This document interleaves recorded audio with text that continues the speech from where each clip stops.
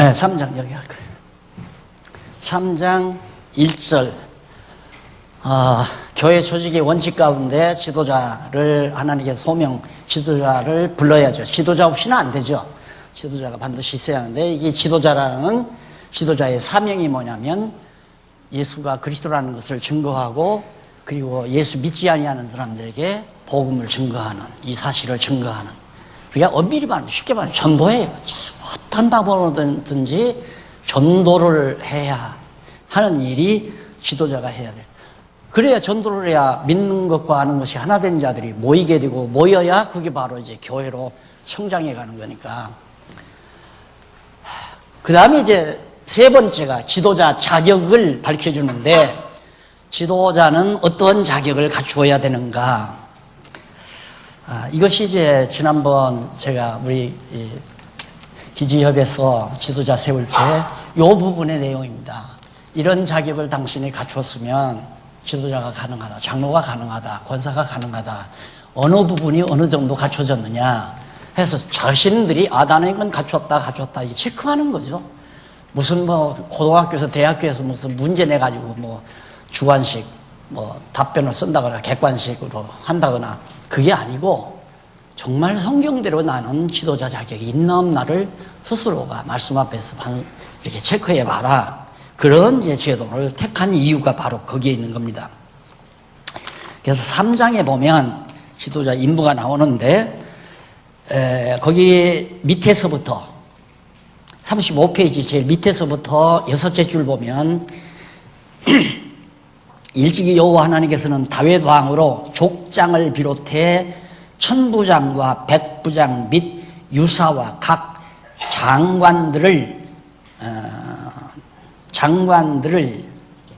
장관들을 직임자로 세워 나라를 다스리도록 섭리하셨다. 구약시대 이스라엘 나라를 천부장, 백부장, 각 장관들을 세워서 이렇게 체계를 갖추어서 이제 갖추는 거죠. 그러면 거기서 다윗은 누구냐면 만왕의 왕 되신 그리스도의 모형이에요. 그러니까 그리스도가 교회 안에서 각각 천부장 할 사람은 천부장하고, 백부장 할 사람은 백부장하고, 또 장관할 사람은 장관하도록 일일이 임명해서 한다. 그래서 오늘 신약교회는 성령 감동으로 자기 마음 가운데 소명이 완다. 하나님께서 소명, 사명자로 소명, 여기 나오죠.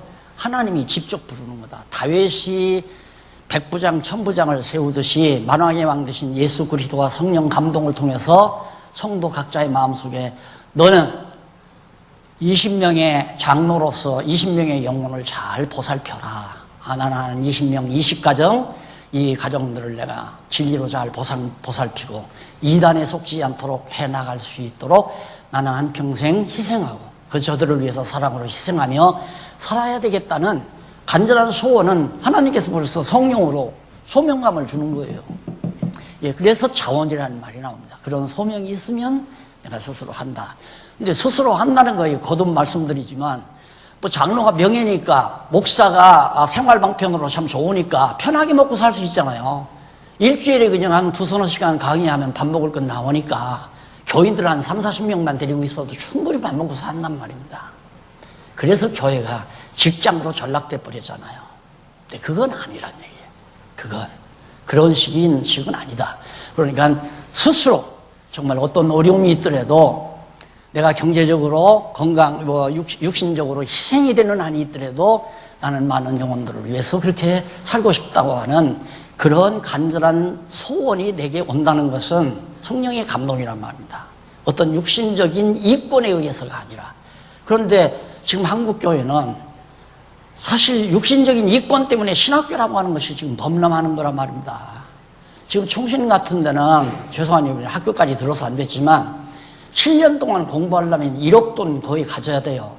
7년 공부하려면 등록금이야 모든 거 다 해서, 책값이 해서 그렇게 투자해서 이미 디그리를 땄으니까, 그리고 자격증을 땄으니까 이제 냉기서 살아야 되잖아요. 그래서 목사가 직업이 되는 거란 말입니다. 그건 아니에요. 사명에 의해서, 하나님께서 불러주신 사명에 의해서 나는 예수의 증인으로 살고 싶다. 목이 달아나더라도, 매를 맞아도, 돌발매를 맞아도 나는 예수가 그리스도라는 거 증거하고 싶다. 이런 강한 소명의식에서 출발이 돼야 된다. 물론 순수한 얘기죠. 성경이 말하는 순수한 얘기. 인간 사회는 그럴 수는 없다. 그러면 할 말은 없어요. 어떻게 인간 사회에서 그럴 수 있느냐. 인간 사회는 그냥 돈 줘야 일하고 지금 그것 때문에 지금 우리 한국교회 강남에 있는 큰 교회 지금 난리 났잖아요. 응? 교회 미화원들이 다 동아리에서 그냥 목사 고발해가지고 월급 적게 주고 월급 준다고 하는 거 안 주고 돈 1인당 1억 얼마씩 내놔라 하고 법에다 고소를 했는데 오늘 아침에 신문이 났더라고요. 이게 무슨 추태입니까, 교회들이. 예? 그러니까 월급쟁이 해놓으면 이제 노사분규 나요. 교회 모든 월급 받는 사람들이 단합해서 이제 장로님들한테 청구할 수 있고, 예. 이거 완전히 직장 돼버린 거거든요. 우리가 이거 아닌 줄을 성경을 통해서 배웠으면 어떻게든지 성경대로 해보고 싶은 소원이 우리한테 오잖아요. 그 소원대로 좀 살아보자. 이제 이런 얘기거든요. 그러니까, 자, 그러면 지도자의 자격은 뭔가? 여기도 잘못 봐라. 다윗이 천부장, 백부장, 장관 세워서 하지 않았느냐. 그러니까 지금도 당회장이 누구도 세워서 하면 된다. 이건 완전히 성경을 곡해하는 얘기죠. 구약은 모형이에요. 그림자예요. 그러니까 장차 만왕의 왕 되신 그리스도께서 당신의 영 성령을 보내가지고 이 땅 위에 1000명 맡길 사람에게는 1000명 맡기고 100명 맡길 사람에게는 100명 맡기고 영혼을 5명 맡길 사람에게는 5명 맡기고 이렇게 해서 교회가 주님의 몸 된 교회가 자라나가도록 한다고 하는 하나의 언약이란 말입니다. 그러니까 언약대로 그리스도가 왕노릇하게 만들어야죠. 교회가. 요즘 이제 뜻있는 법리학자들이 그것 때문에 고민하잖아요. 이거 뭐냐? 분명히 성경을 보면 그리스도가 통치자라고, 그리스도가 머리이시고 통치자라고 그러는데 한국교회는 어떻게 되면 목사들이 다 당회장으로 앉아서 한 번 위임 받아버리면 죽는 날까지 내쫓지도 못하고 나가라고 그러면 10억을 내라 20억을 내라 돈 요구하고 이게 지금 목사님들이 생각하는 목사님들이 골칫덩어리란 말입니다. 그래서 개교회주의로 나가버리기도 하고 총회가 권력을 쓰니까 빠져나와가지고 단독 개교회주의다. 우리는 개교회주의 다 죽는 날까지 해먹도록 한다. 이래서 또 교단을 또 만들고 난리들이에요. 그래서 정말 우리가 성경이 말하는 순수한 교회, 정말 성령께서 역사하시는 교회, 이게 말씀으로 성경이 있으니까 가능할 거 아니에요. 이 가능한 만큼 우리가 해보자 하는 것이 우리 교회가 지금 추구해가는 중요한 방향이란 말입니다. 그리고 지도자의 자격을 우리가 선별해 보면 거기 나와요. 3장 1절로 5절에 보면 감독의 직분을 얻으려 하는 자의 자격 기준에 대해서 일일이 밝혀줍니다. 미쁘다 이 말이요. 사람이 감독, 이 감독이라는 말은 지도자, 인도자 그 말이에요. 인도자. 감독, 이것은 어떤 권한이 주어지는 용어 아니에요. 이것도 이 번역자가 그렇게 만든 거예요. 감독이다 해서. 감독이 다 이럭저럭 판단하고 재판하고. 예, 축구 감독이 예를 들어서 선수 택할 수 있고 내보낼 수 있고 이러듯이 감독해 놓으니까. 그래서 감리교에서는 감독 정치 하잖아요. 감독 정치. 감리교에서 감독하면 전국 교회를 다 관장합니다. 한동안은 감독이 어느 교회 감독이 다 임명권이 있어서 너 그리 가라. 너는 이리 가고. 그러다가 이제 사람들이 깨나니까 그게 안 되니까 지방교회에서 이제 그렇게 하다가 그것도 안 되니까 거기도 이제 장로교처럼 선거에서 보내고 그러고 한다는 얘기 들려요. 감독이라는 말도 난 합당치 않은 거죠. 그래서 거기 나오잖아요. 그 뒤에 보면 36페이지 성경 구절 빼고 그 밑으로 7째 줄에 보면 6째 줄 여기 감독의 직분은 헬라어로 나오는데 이는 돌봄, 보살핌, 보호. 그래, 보모와 같은 거예요. 보모. 어린 영혼들을 보살피는 보모지 권력을 가지고 이렇게 막 다 지배하고 다스리고 너 이리 가라 저리 가라 명령하는 그런 직분이 아니란 말입니다. 전부 번역을 이렇게 해놓고는 성도들을 갖다가 다 억압하고 자유를 박탈하고 이렇게 되지니까 이건 아니다라고 목이 터더라고 계속해서 늘 그렇게 가르쳐 왔잖아요, 제가.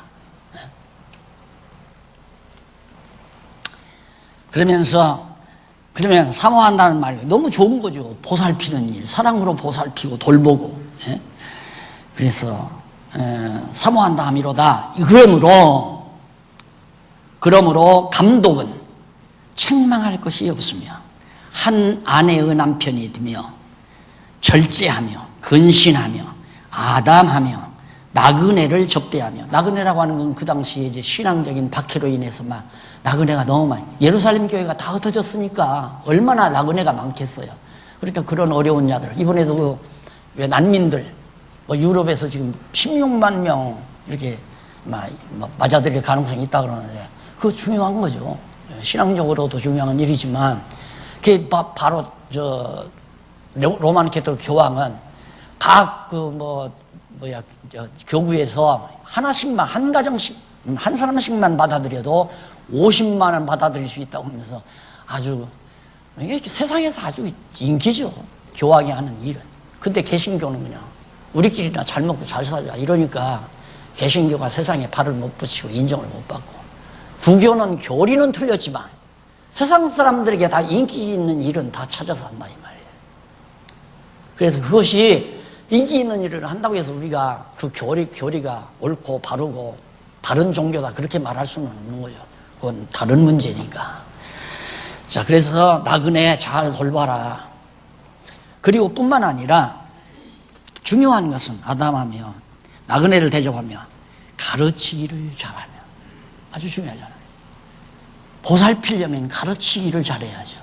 똑바로, 바르게, 쉽게, 알아듣기 쉽게 가르치기를 잘하며, 그 다음 술 즐기면 안 되고, 술을 즐기지 아니하며, 구타하지 아니하며, 뭔가 화가 나면 막 주먹으로 사람을 때리려고 하는 그런 구타, 이것은 폭력이죠.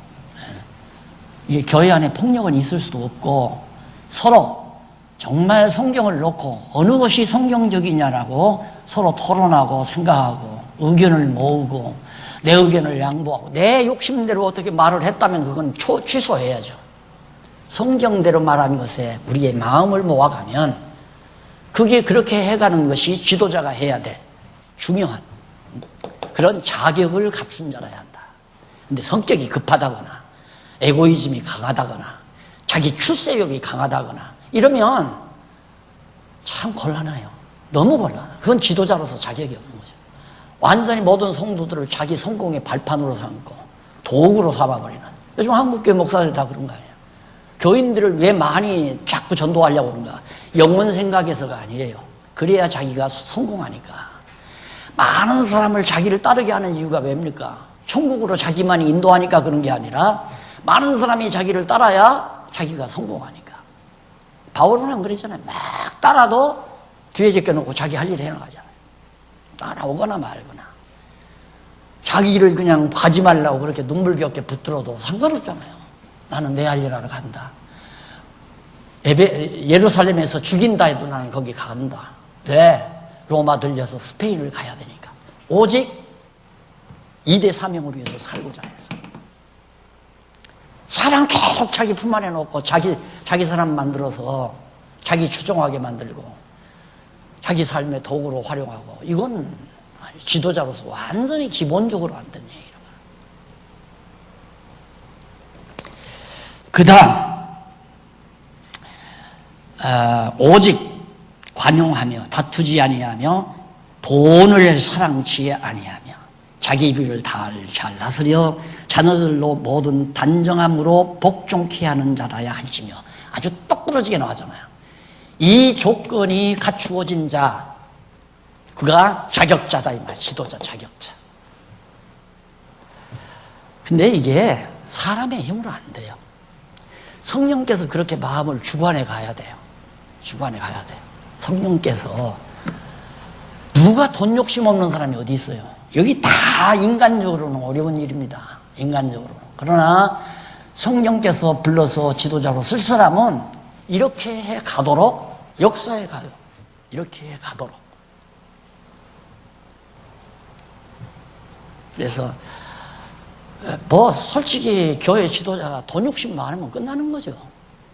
돈 욕심 많으면 끝나는 거고, 그 다음 거기에 보면 자기 가정 하나, 가족이 5식구인데 2식구는 안 믿고 3식구만 믿는다. 남편은 안 믿고 자기는 믿는다. 그러면 깊이 생각을 해야 돼요. 왜 이렇게 되는가? 하나님 앞에 눈물겹게 기도도 해야 할 거고. 왜? 얼마나 큰 장애예요. 두 부부가 하나는 믿고 하나는 안 믿으면 자녀가 건전하게 자라지를 못해요. 엄마 편들 수도 없고 아빠 편들 수도 없고. 엄마 편들어서 교회 따라가면 저놈의 자식은 내 아들이 아니라 지혜미 자식이라고 아버지는 그렇게 생각할 거고, 아버지 따라다니면 저놈은 내 새끼가 아니라 지혜미 자식이라고 그렇게 엄마는 또 그럴 거고. 그러니까 아이가 갈등을 느끼게 되죠. 그리고 엄마 아버지가 신앙적으로 건전하게 안 살면 자녀는 튕겨나가게 돼 있죠. 엄마 아빠는 교회밖에는 모른다 이거야. 교회밖에는. 그리고 나 고생시킨다 이래가지고 자녀들도 다 빗나가게 돼버리고. 그래서 가정을 잘, 무슨 어떠한 경우에라도 나가서 품을 팔더라도 자녀들 먹일 걸 먹이고 입힐 거 입히고 가르칠 거 가르치고, 그게 자녀들을 다스리는 거 아니겠어요? 잘 지도하는 거. 그런데 교회 일만 한다고 뭐 자녀들이야 어떻게 크든 자녀들이야 이렇게 크든 말든 내 판개쳐 버리고 교회 일 열심히 한다, 그것도 다 지도자로서 잘못된 거죠. 그러니까 지도자 자격이 있나 없나 보면 그 가족을 보면 돼요. 가족을 딱 보면 지도자 자격이 있다. 가족 전체가 신앙 안에서 잘 이렇게 평안하게 신앙생활을 해가면 저 지도자로서 1차적인 그 부분의 자격은 있다. 그런데 가족 중에 한둘이라도 신앙과 멀리하고 교회 생활을 등한히 해버리고 제멋대로 살아가고 교회는 멀리 해버리고 이런다면 일단 자중을 해야죠. 지도자로서는 자중을 해야 돼요. 내 자식 하나 내가 지도하지 못하는 내가 어떻게 수백 명 수천 명의 교회 성도들의 지도자로서 살아갈, 자기가 낳은 자식 하나도 제대로 못 보살피는데 어떻게 수십 명, 수백 명 성도들을 보살피겠어요? 말이 안 되잖아요. 이게 자격이 없는 거다, 이거야. 그건 자격이 없는 거다. 근데 한국교회 목사 자식이 대부분 다 타락한답니다. 또 그 다음에 이제 장로 자식들이 다 타락하고. 제가 아는 권사님 한 번도 장로 아들이라고 해서 딸을 줬더니만, 딸을 줘서 잘 사는 줄 알았더니 한 번 가보니까 이 장로 아들이 아주 그냥 폭력꾼이 됐더래요. 폭력자가 돼가지고 딸을 때리는 걸 보고 이혼시켜버렸다고 그러더라고요. 왜? 본이 안 되니까. 지도자로서의 본이 안 되니까. 아버지는 가만히 보니까 나보다는 그냥 교회에서 교회를 한다고 다 거기에 바쁘고 돈 벌어서 거기다 다 퍼날르고 자기 용돈은 적게 주고, 어려서부터 그래 놓으니까 아이들이 이제 반항의식이 생겨가지고 머리 커지면 안 따르잖아요. 그래서 아까도 말했지만 가정교회 아주 중요합니다. 가정교회부터 살아나야 됩니다. 가정교회가 정해지지 아니하면 교회 일도 등한히 해요. 어느 분이 그러더라고요. 나는 교회에 별로 관심이 없다. 왜냐하면 아들이 나오는 것도 아니고 딸이 나오는 것도. 맞는 얘기죠. 10번도 맞는 얘기죠. 무슨 관심이 있겠어요? 그러니까 나당대에 즐겁게 살다가 가야 되겠다 이 얘기예요.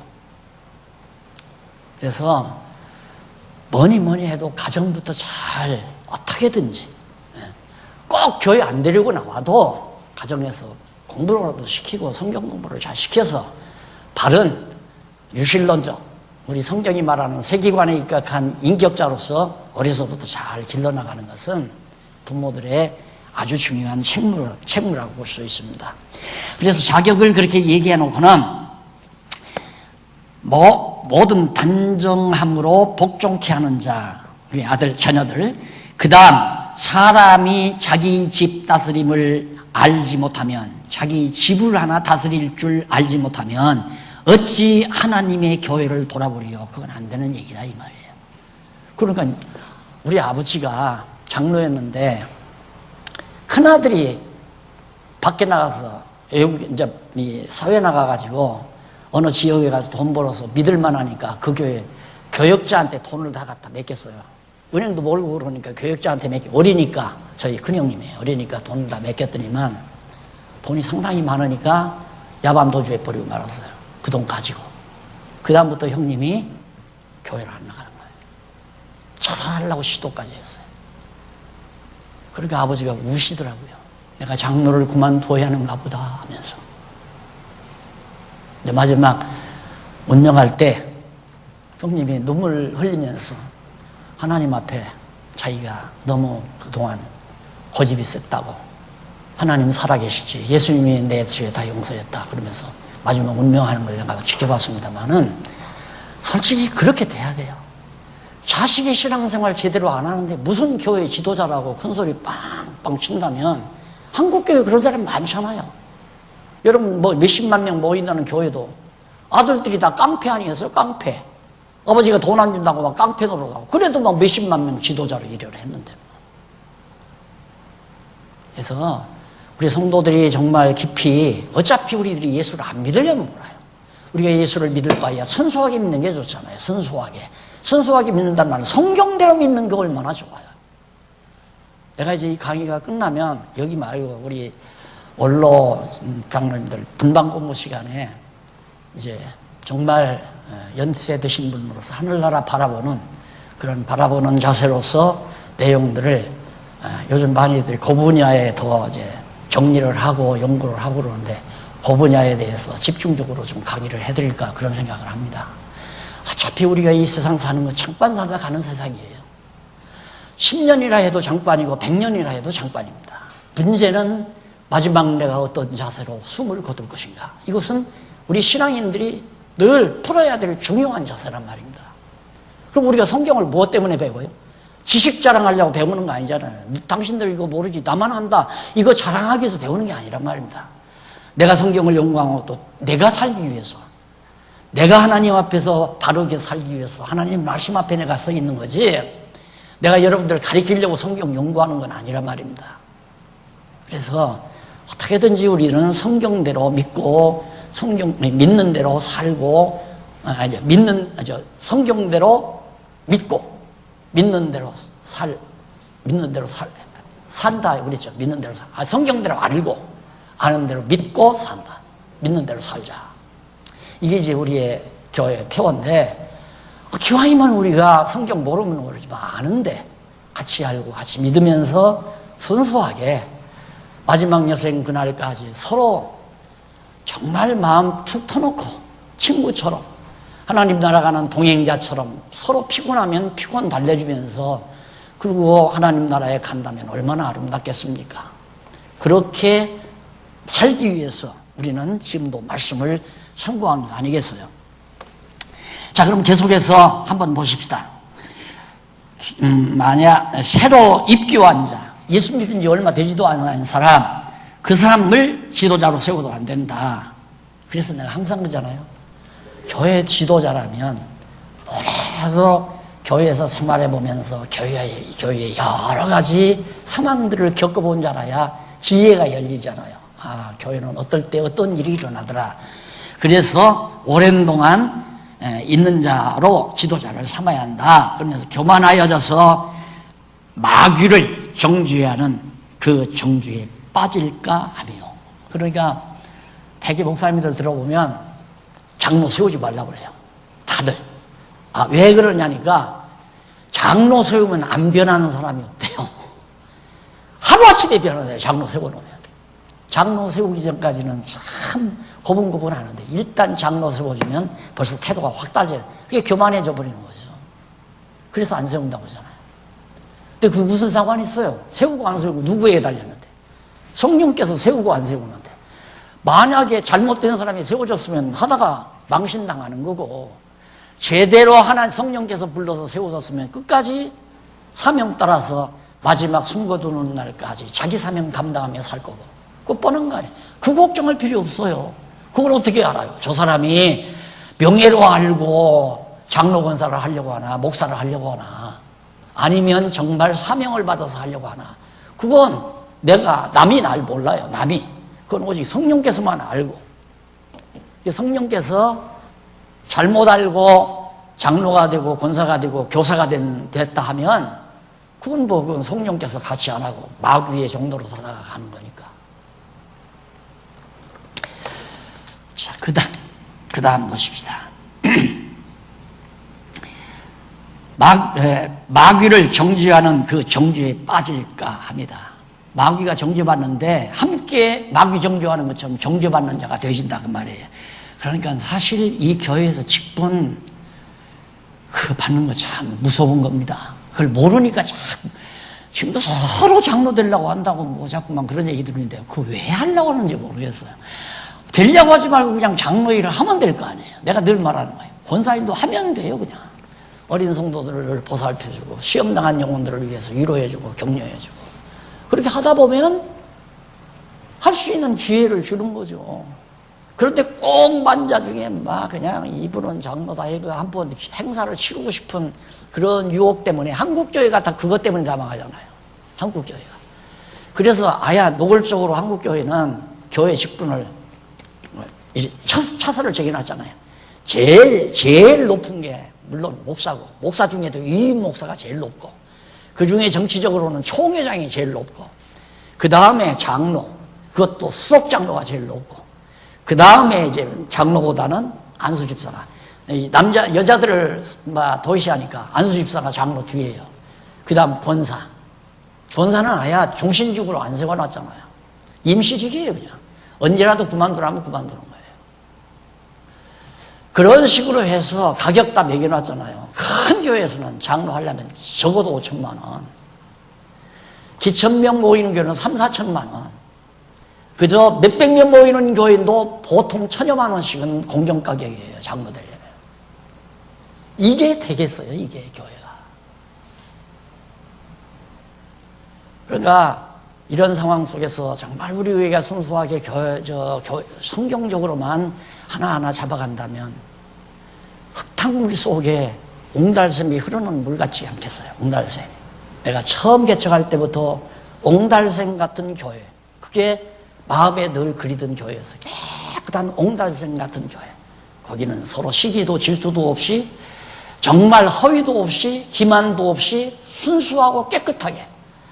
그래서 피곤한 영혼들이 한 모금 마시면 속이 시원한 갈증을 해소할 수 있는 옹달샘물과 같은 아름다운 교회. 몇만 명이면 뭐하고 몇천 명이면 뭐하고 몇백 명이면 뭐하냐 이거예요. 영혼이 와서 편안함을 얻고 만족을 얻어야지. 그래서 바로 그런 아름다운 교회 하기 위해서는 지도자의 자격이 정확해야 한다.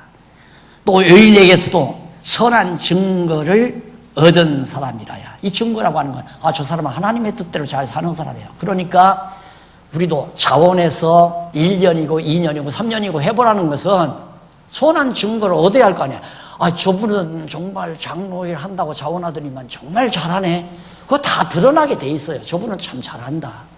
말치도 없고 교회 내분도 없고 뭐 소란도 안 피우고 정말 저분이 다스리는 교회는 편안하고 성도들이 다 즐거워한다. 이게 증거가 딱 나타나는 거거든요. 그래서 그 증거를 보고 우리가 서로 이분은 정말 우리와 같이 동역자입니다 하고, 그래서 안수라는 것이 동역자라는 증거로 하는 거라고 했잖아요. 안수했기 때문에 장로가 되는 것이 아니라 자격을 갖추어졌기 때문에 장로가 되는 것이다. 이렇게 꼭 생각하시면 됩니다. 자격이 없으면 하다가도 중지돼버리는 거고, 일을 못하는데 자격이 없는데 일을 어떻게 하겠어요? 안 되죠. 예를 들어서 자기 자녀들도 신앙으로 제대로 못하는 자가 너 그렇게 신앙생활해서는 되겠어? 아이고 목사님 당신 자녀나 좀 제대로 지도하세요. 이러면 할 말이 없잖아요. 날 지도하려고 하지 말고 당신 자녀나 좀 똑똑히 지도하라고 그렇게 얘기하면 할 말이 없죠. 그러니까 못하는 거예요. 어물어물 해가면서 하면 모르지만. 그래, 계속해서 보면 여인에게서도 안 된다. 비방과 마귀의 올무에 빠질까 염려한다. 그러다 보면 마귀의 올무에 빠져들어가요. 이와 같이 집사들도 마찬가지. 집사도 단정하고 일구인. 앞에 말하는 것은 장로예요. 쉽게 말하면 지도자. 장로는 목사나 장로가 똑같아요. 같은 거예요. 가리키기를 잘하는 건 소위 가리키는 장로라고 그러고, 가르치지는 잘못해도 사랑으로 잘 보살피는 사람은 우리 장로교 헌법에, 과거의 헌법에 바로 치리하는 장로라고 그렇게 말을 한 거죠. 이게 목사도 장로예요. 근데 장로란 말이 명칭적으로 주어진 게 아니라 하는 임무로 보살피는 자, 나이 드신 보살피는 자, 이게 장로 하는 일이에요. 비방과 마귀를 이와 같이 집사들도 단정하고 일구이연 한 입으로 두 말 하지 아니하고 술에 인박이지 아니하고 더러운 이득을 더럽게 취하는 것, 순수하고 깨끗하게 이익을 취하는 게 아니라 남 기만하고 남 속에서 오는 더러운 이익, 그 이익을 탐하지 아니하고, 그 다음 깨끗한 양심에 믿음의 비밀을 가진 자. 믿음의 비밀이란 복음이거든요. 이 믿음의 비밀을 가진 자라야 할지니, 이에 이 사람들을 먼저 어떻게 시험하여 보고, 집사만 시험하는 게 아니라 앞에서 말한 감독도 시험하여 보고 그 후에 책망할 것이 없으면 집사의 직분을 하게 할 것이요, 여자들도 이와 같이 단정하고 참소하지 아니하면, 참소라는 말은 여기에서 이 말하고 저기에서 저 말하고, 아주 여러분 뭐 여기 권사님들도 많이 있지만 인간관계 참 쉽잖아요. 근데 여자들이 참 그런데 민감하죠. 예를 들어서 저 사람하고 저 삼각관계가 이루어졌어요. 그러면 저 사람을 내 편으로 삼으려면 이렇게 삼각관계, 이게 나예요. 이 사람하고 이 사람하고 너무 친한 거야. 나는 이 사람하고 가까이 지내고 싶은 거야. 어떻게? 여기 가서 쏘사가면 돼요.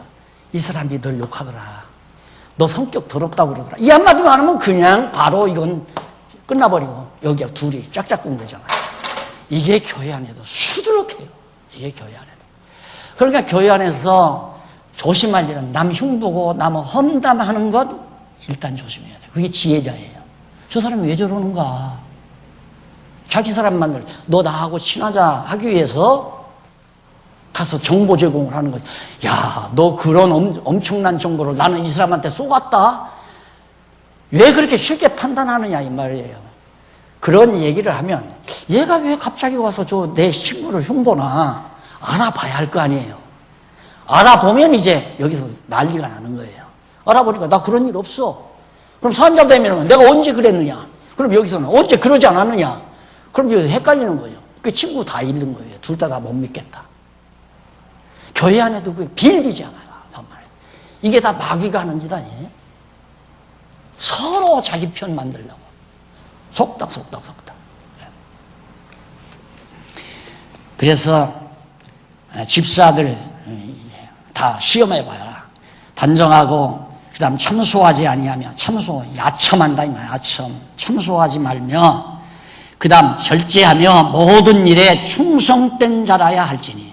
모든 일에 한 번 맡으면 최선을 다해서 충성스럽게. 집사들은 한 아내의 남편이 되어 똑같잖아요. 자녀와 자기 집을 다 다스리는 자예요. 집사도 자기 집안일도 제대로 감당치 못하는 얘기죠.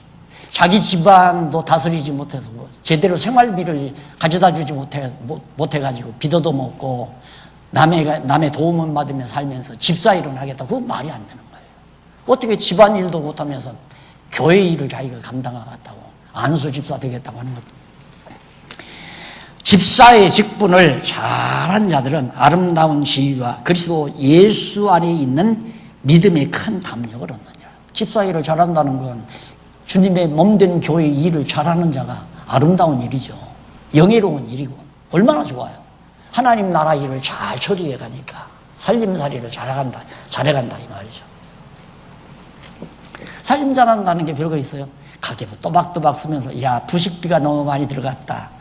야, 문화비가 너무 많이 갔다. 극장을 예를 들어서 극장 구경을 한 달에 3번씩 갔는데 그러지 말고 한 번으로 줄여야 되겠다.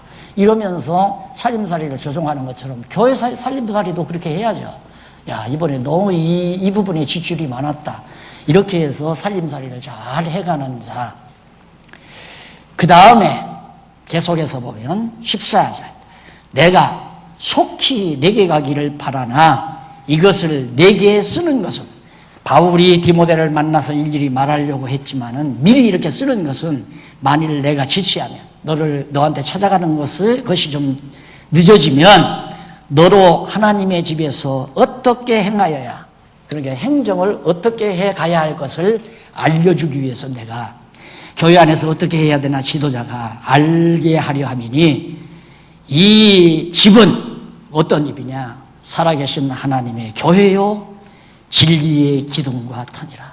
하나님의 교회가 진리의 기둥, 진리로서, 하나님의 말씀 진리로서 기둥이 우뚝뚝 서지고, 터가 말씀의 기초 위에 기둥이 제대로 진리로서 세워진 그런 것이 바로 하나님의 교회다.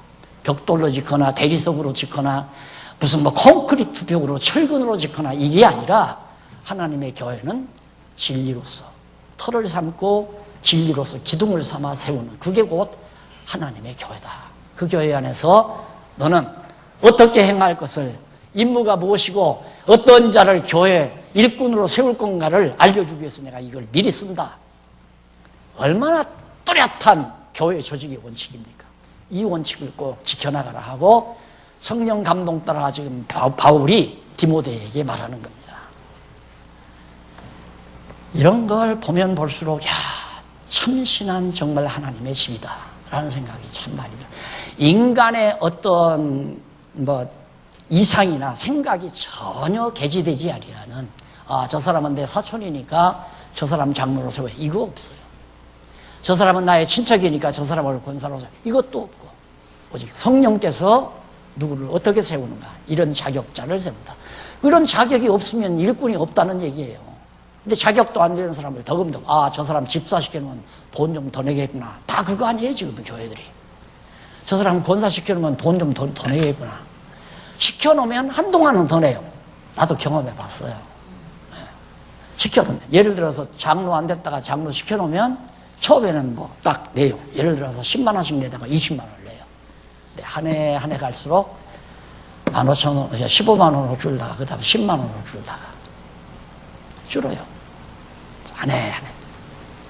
그건 아니죠.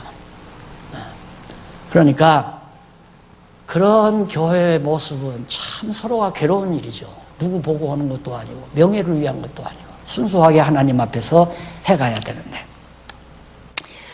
자, 그 다음 이제 3장 6절로 7절에 보면 어떤 내용이 나오느냐면 감독의 직분을 맡길 대상에 대해서 주의할 사항. 이 감독의 직분을 지도자를 맡길 사람임을 주의할 사항이 뭐냐? 거기 주의사항이 나오는데 6절에 나와요. 네? 7절까지 끝났나요?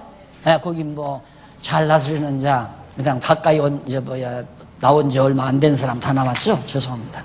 자, 그 부분 끝났고요, 그러면. 그 다음에 이제 여기 나와요, 여기. 교회 행정의 원칙이 뭐냐? 교회를 치리해 나가는, 행정해 나가는. 여기 보통 치리라고 그러거든요. 그래서 가능만 하면 내가 치리라는 말을 안 써요. 다스릴 치자기 때문에. 다스리는 게 아니라 행정, 이것도 정치라는 정자가 들어가는데 우리말은 어쩔 수가 없어요. 교회를 어떻게 이렇게 보살펴 나가는가 그 얘기예요. 행정 치리. 그렇게 생각하면 여러분들이 우리 입장에서는 어떻게 교회를 잘 보살피고 섬길 건가 이렇게 생각하시면 틀림이 없는 내용입니다. 자, 우선 그러면 행정의 원칙 가운데 그 중간쯤 보면 구약적 근거, 예수님께서 하신 제자들에게 하신 말씀이 나오죠.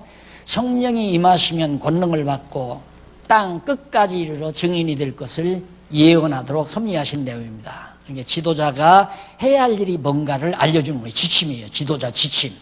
그래서 여기 첫째, 행정의 원칙 가운데 지도자 지침을 알려줘요. 지도자가 지켜야 될 그런 조건들이 뭔가. 첫째, 3장 14절로부터 16절 하나님의 집에 관한 기본 요소와 그 비밀에 대해서 알려줍니다. 교회가 무엇인가? 3장 14절 내가 속히 내게 아까 거기까지 얘기했네요. 교회란 하나님의 집이다. 진리와 기둥과 진리의 터 위에 세워진 진리의 기둥으로 세워진 하나님의 집이 교회다. 그 말. 그런데 자꾸 무슨 건물이 자꾸만 교회라고 생각하니까 아주 답답한 거예요. 저로서는. 성경에 건물이 교회라고 한 것은 로만 캐토릭주의자들이 교황청 세워놓고 그걸 교회라고 하는 거 성당이라고. 그거 아니란 말입니다. 이 교회는 내가 그래서 이걸 질 때 우리 별장 짓자. 주말 별장. 우리 예수를 그리스도로 믿는 성도들의 주말 별장으로. 그저 외지로 나가지 말고 여기 모여서 서로 살아계 친교를 나누고 말씀을 서로 같이 확인하고 이러면서 하나님 앞에 경건한 자세로 찬송하고 기도하는 아름다운 별장으로 사용하자. 그러면서 이걸 지었잖아요. 이건 교회가 아니란 말입니다. 우리 교회 성도들이 사용하는 주말 별장이지. 여기서 모여서 서로 상의도 하고 기도도 하고 성경도 배우고. 근데 자꾸만 이 건물을 교회 하니까 나는 그렇게 안 가르치는데 왜 저러는가 그냥 답답해 오죠. 제 마음은. 그래서 교회가 무엇인가를 지금 분명히 알려줘. 하나님의 집에 관한 기본 요소, 그게 바로 진리의 기둥과 터다. 그 비밀에 관해서 계속해서 한번 읽어보십시다. 만일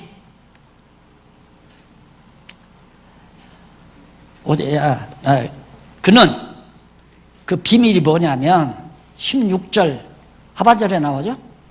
그는 육신으로 나타난 바 되시고, 마리아의 몸을 통해서 오셨다 이 말이죠. 영으로 의롭다 하심을 입으시고 천사들에게 보이시고 만국에서 전파되시고 세상에서 믿은 바 되시고 영광 가운데 올리우셨느니라. 그러니까 예수님이 육신으로 오셔서 어떻게 영으로서는 의롭다함을, 부활해서 의롭다함을 얻으시고, 그 다음 영으로 의롭다 하심을 입으시고, 그 다음 천사들에게 부활의 몸을 보여주시고, 세상 만방에 예수가 그리스도의 이름이 전파되고 세상에서 다 예수를 그리스도로 믿는 바 되시고 영광 가운데 하나님 앞에 올리워 가신 승천하신 분이다. 그게 믿음의 비밀이다 이거예요. 이 진리를 믿는. 그래서 어제 분반 공부, 그저께 분반 공부 시간에도 우리가 배웠지만 우리의 소망은 오직 부활 아니에요. 우리의 소망은 부활. 분명히 예수님 재림하실 때 우리 부활한다. 이게 우리의 재림 신앙을 가지고 있는 거거든요. 그래서 이런 진리를 가진 자, 이게 이제 우리 지도자들이 항상 이 진리를 멀리해서는 안 된다. 이 지도자가 지켜야 될 지침이다. 그 다음 넘어가서 4장 1절로부터 5절까지 보면 미혹의 영과 귀신의 가르침에 대해 경계할 것을. 그러니까 교회 안에 어두운 영에 의해서 자꾸 유혹을 해요. 끝이 없습니다. 이 세상은. 왜? 어차피 이 세상은 어두운 영이 전체 지배하잖아요. 하나님께서 사단의 권세에게 딱 맡겨버렸단 말입니다.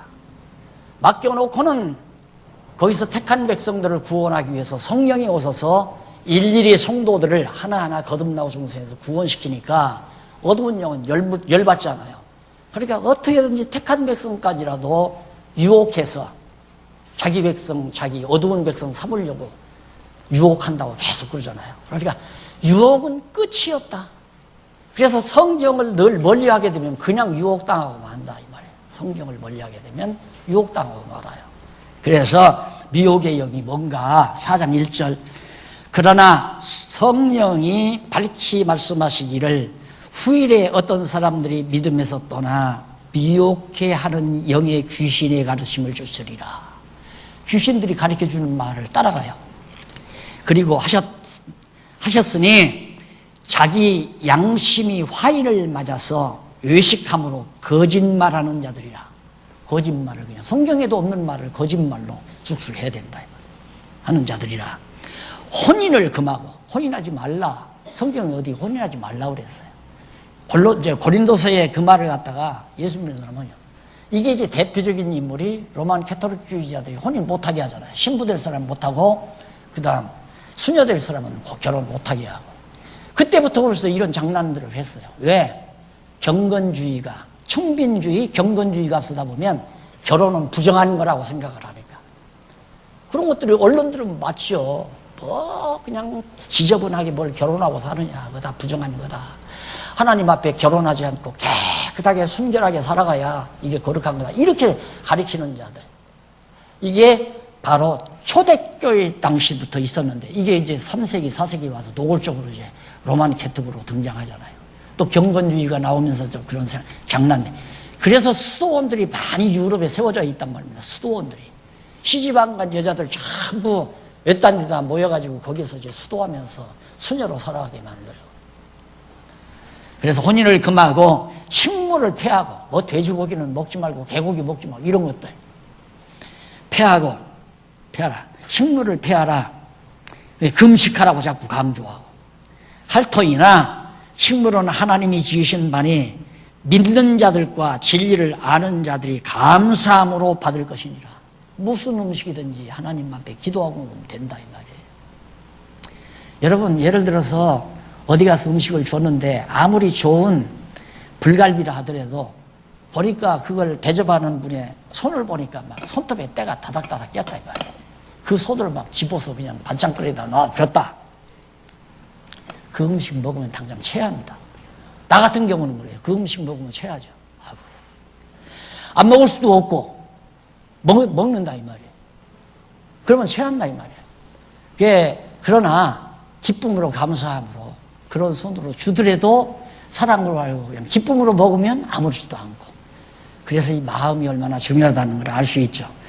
하나님의 지으신 모든 것이 선함에 감사함으로 받으면 버릴 것이 없나니 개고기나 소고기나 닭고기나 뭐 돼지고기나 할 것 없이 하나님의 말씀과 기도로 거룩하여질 것이나. 그러니까 우리가 하나님 앞에 감사함으로 다 모든 음식이 거룩해진다. 네가 이것으로 형제를 깨우치면, 그러면서 이제 그 지침이 나왔잖아. 이렇게 해라. 음식에도 그런 문제가 나오고 혼인 문제도 그렇고 이렇게 해라 알려주고, 그 다음 이제 6절로부터 넘어가서 11절까지 선한 일꾼으로서 경건에 이루는 연습 및 가르침을 당부합니다. 너 일꾼 됐지? 지도자가 됐지? 내가 할 일은 경건한 생활을 연습하라 이 말이에요. 그 경건한 생활을 연습하라는 말은, 그 말은 무슨 위선을 만들어가라 그 말이 아니에요. 경건한 생활에 늘 반복적으로 해가라 이 말이에요. 쉽게 말하면. 이 경건한 생활이라는데 항상 말하죠. 간단해요. 경건한 생활은 어렵게 생각하지 마십시오. 내가 하는 게 아니라 해지는 것이 경건한 생활이에요.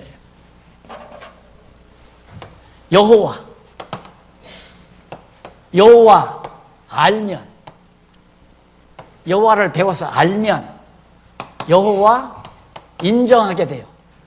여호와를 인정하게 되면, 범사에 인정하게 되면 바로 여호와 경외하게 되죠. 결국 그렇게 되면 찬양하게 되고. 보세요. 여호와께서 나를 망하게도 하고 망하게 하더니만 또 나를 흥하게도 하고, 여호와께서 나를 병들게도 하더니만 여호와께서 나를 건강하게도 하신다. 그 여호와를 그렇게 배웠는데 실제 내가 살면서 지금 내가 병났다 이거예요. 거기서 좌절하고 실망하는 게 아니라, 여호와께서 이 병으로 나를 불러주시면 여호와께 가면 되지. 또 여호와께서 나를 살려주시면 내가 이 세상에 머물면서 내게 맡겨주신 임무를 내가 감당할 수 있지. 두 가지예요. 바울이 그랬잖아요. 그런데 바울은 전자를 요구한다고 그랬어요. 빨리 갔으면 좋겠다. 육신적으로는.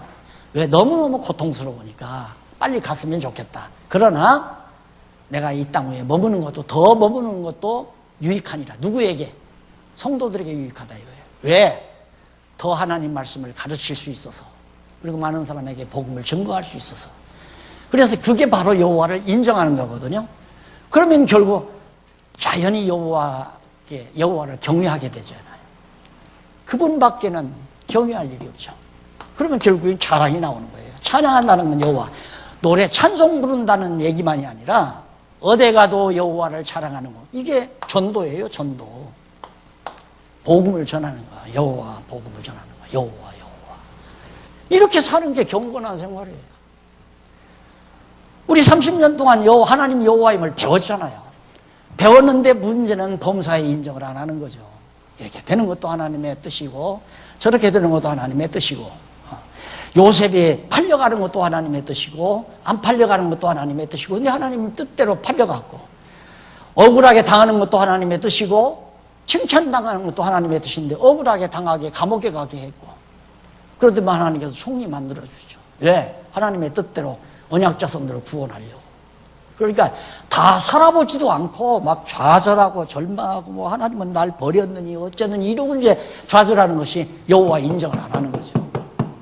그러면 여호와 경외하는 마음이 없어져 버리고 결국 여호와 찬양해. 할렐루야, 여호와 찬양한다. 이게 바로 우리의 행복이에요. 찬양할 수 있는 게 행복이란 말입니다. 여러분 왜 폐물을, 값비싼 다이아반지를 여기다 끼려고 해요? 동창회 나갈 때 가서 동창들한테 자랑하려고 그러잖아요. 우리 집사람이 이거 생일 선물로 줬어. 이 한마디가 완전히 목을 꼿꼿하게 만들잖아요. 그러듯이 우리에게는 더 이상 자랑거리가 여호와밖에 없잖아요. 아무 데 가도 여호와 하나님 자랑하는 거죠. 이 맛에 우리들은 살아가는 거 아닙니까? 이 즐거움으로, 이 기쁨으로. 이게 경건 생활이라요. 그래서 신학의 일꾼으로 경건하게 이루는 연수, 이거 계속해라. 6절부터 11절까지 4장. 자, 그러나 성령이 밝히 증거하시기를 후일에, 죄송합니다. 6절이죠. 6절. 네가 이것으로 형제를 깨우치면, 저 놀라운 것으로 지금까지 말하는 걸 형제를 깨우치면 그리스도 예수의 선한 일꾼이 되어 믿음의 말씀과 네가 좇는 선한 교훈으로 양육을 받으리라. 네가 후배들에게 열심으로 잘 가르치면 그 믿음의 말씀과 네가 좇는 선한 교훈으로 양육을 그 후배가, 형제들이 깨우치게 될 거다. 망령되고 허탄한 신화를 버리고 오직 경건에 이르기를 연습하라. 저 경건 생활을 계속 반복해서 해라 이 말이에요. 육체의 연습은 약간의 유익이 있으나 경건은 범사에 유익하니 금생과 내생에 약속이 있느니라. 이 경건 생활은 이 땅에서도 행복해요. 그렇죠? 이 땅에서도 행복하고 내생에서도 행복하고. 그러니까 천국을 이 다음 죽어서만 가려고 하지 말고 경건 생활을 통해서 한없이 행복하게 사시라 이 말이에요. 늘 자랑하며 찬송하며 늘 그러고 살자고 경건회를 우리가 만든 거 아니에요. 주일날 모여서 경건을 하자. 같이 기뻐하고 즐거워하고 오직 여호와만 찬양하자. 그거 아닙니까? 그러니까 예수 믿는 것이 누가 날 들어요. 예수 믿는 사람들은요, 무조건 자기는 다 희생해서 하나님께 다 하나님을 위해서 자기를 희생해야 됩니까? 묻기에 그거 아니다. 몰라서 그런 얘기. 아니 우리가 집을 팔아서 교회에다 바친들 하나님하고 무슨 상관이냐? 아무 상관없어요. 하나님이 와서 여기 와서 주무시고 가는 것도 아니고 그냥 우리 성도들이 서로 좋은 거죠. 어려운 성도들이라도 건축연보 안 낸 성도들이라도 같이 와서 이거 와서 쓸 수 있으니까 좋잖아요. 그런 의미에서 연보라고 할 수 있죠. 그러나 좋은 집들, 대리석을 지었다는들, 10층짜리를 지었다는들 하나님하고 무슨 상관이 있어? 아무 상관없어요. 그러니까 우리가 정말 행복한 것은 이렇게 경건 생활을 통해서 하나님이 내가 찬양한들, 야 네가 찬양하니까 내가 기분 좋다, 그거 아니에요. 욥이 그랬잖아요. 우리가 선을 행한들 하나님께 무슨 유익이 있고 악을 행한들 하나님이 무슨 손해가 있겠습니까? 우리의 행동에 대해서 하나님은 아무 관계 없어요. 우리가 불행하냐 행복하냐지. 우리가 하나님을 저버리고 불평불만을 하면 우리 자신이 손해고 우리가 찬양하면 우리 자신이 유익이지. 왜? 천국 생활하니까. 그래서 여러분 여호와 신앙은 여러분들이 공부하는 여호와 하나님 경외하고 경건 생활을 해나가는 것은 이 땅 위에서부터 천국 생활을 하는 거예요. 천국 생활을 하는데 장애가 되는 육신의 장방, 육신의 어디가 훌렁 벗는 것이 죽음이에요. 얼마나 행복하겠습니까? 그리고는 이 다음 이 저주의 옷이 아니라 정말 부활의 옷, 영광스러운 신령한 옷을 딱 갈아입고 영원토록 행복하게 즐겁게 사는 것이 천국 생활 아니에요. 근데 자꾸 죽어서만 천국 가려고 그러니까 죽어서 천국 가기 위해서 막 자기 희생하고 막 힘들게 막 봉사하고 그러면 천국 가는 줄 알고 그거 아니에요.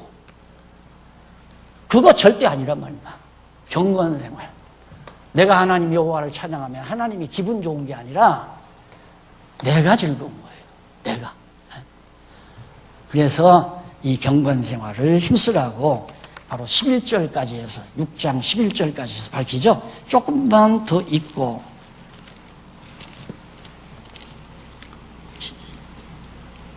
11절까지 다 읽었나요? 예, 9절. 미쁘다 이 말이여 모든 사람이 받을 만하도다. 이를 위하여 우리가 수고하고 진력하는 것은 왜 이를 위해서 수고하고 진력하는 경건 생활을 위해서 진력하는 것은 우리 소망을 살아계신 하나님께 두미니 우리 소망을 하나님께 딱 두기 때문에 그런 것이고 곧 모든 사람 특히 믿는 자들의 구주시라. 네가 이것들을 명하고 가르치라. 11절까지죠. 네가 이것들을 명하고 가르치라. 이거 가르치는 거예요. 여러분 가만히 생각해 보십시오. 내가 30년 내가 심호하면서 30년 동안 가르친 것이 이건가 이거 아닌가. 이거 하나 줄기차게 가르쳐 봐잖아. 그러니까 어렵게 생각하지 마. 신앙생활을. 그냥 경건한 삶. 이것이 나의 행복이다. 오늘 여기까지만 하고 다음 시간 12절로부터 꼭 한 꼭지가 남네요. 12절로부터 하겠습니다. 미리 교재 있으시면 읽어서 예습하시고 다음 주 화요일 날 만나십시다. 기도하십시다. 자비하신 아버지 하나님, 경건하게 살아가기를 간절히 소원합니다. 우리 마음속에 악한 영들을 다 물리쳐 주시고 어두운 영들이 침범하지 못하게 하시고 경건의 연습에 질려갈 수 있는 성도들 되게 하시옵소서. 예수님의 이름으로 기도드립니다. 아멘.